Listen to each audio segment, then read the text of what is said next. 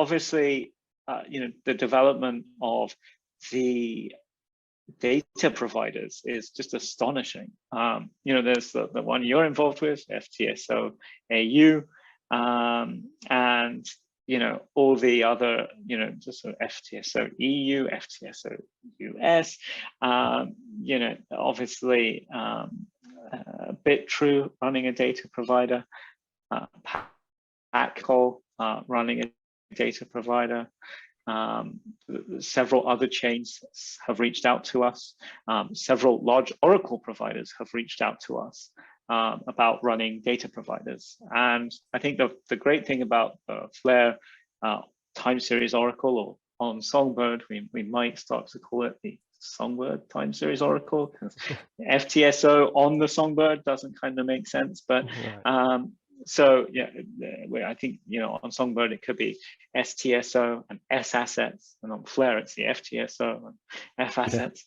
So although F and S might sound a bit similar.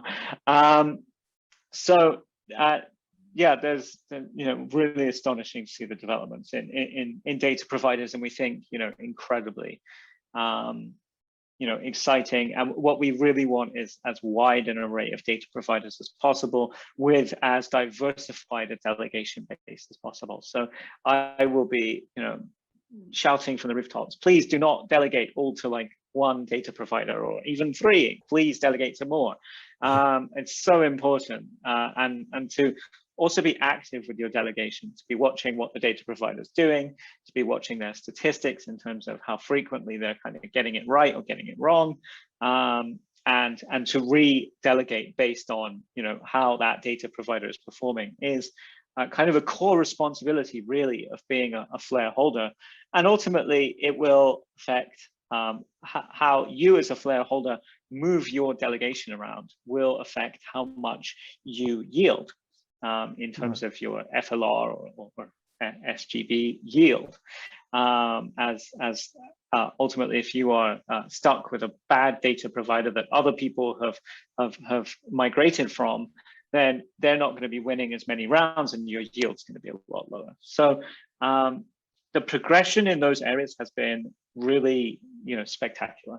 And then, of course, the number of people who've decided that they wish to kind of educate the community on Flare and on the technology we're building, and create amazing content that, frankly, we do not have the internal capacity to do right now. We just don't have people to throw at it.